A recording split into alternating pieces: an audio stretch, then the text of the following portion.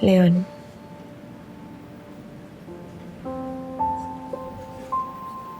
Christy?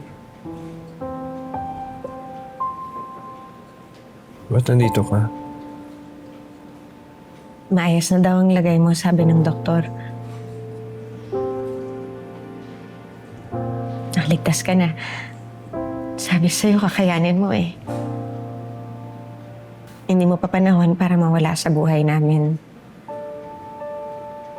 Kahit pa sobrang sama ako. Naniloko kita.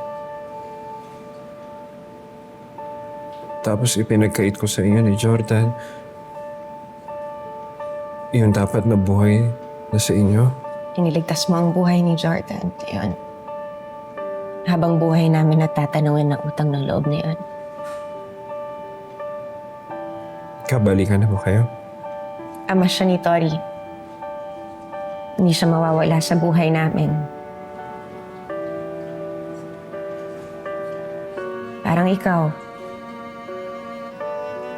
Ama ka ni Jeremy. Hindi ka rin pwedeng mawala sa buhay namin.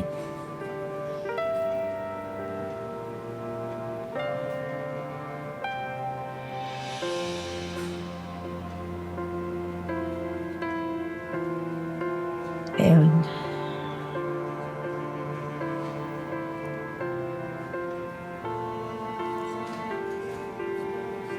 Alam mo, Leon, ang mahalaga,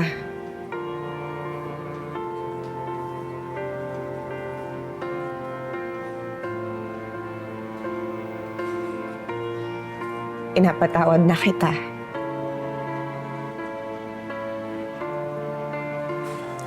At mananatili kang ama ng anak ko.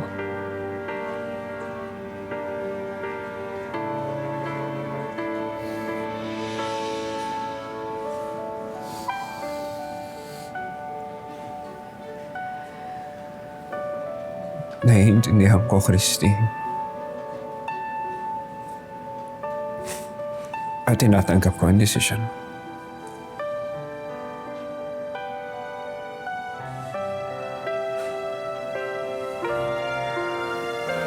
Sa akin siya,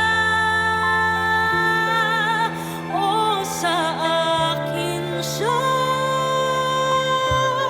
hindi na makakaya na may kahating iba. Hindi siya bibitawan, siya ay ipaglalaban ko.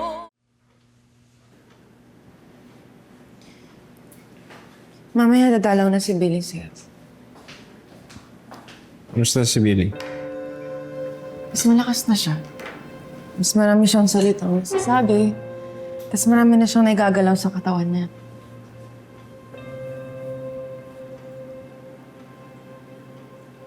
Kay Billy mo nalaman lahat ng katotohanan, ano? Oo. Kaya ako sinugod si Shaira. Nandun pala si Jordan, narinig niya lahat ng napag-usapan namin.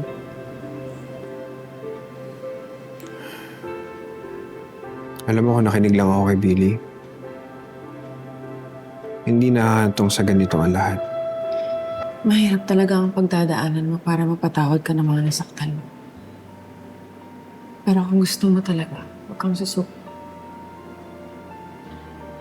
But for now, huwag mo nang sisihin yung sarili mo. At least malaya ka na. Malaya ka na ng katotohanan ng matagal mo nang tinatago. Oo. Malaya na nga ako. At pinalaya na ako ng tanging babaeng minamahal ko.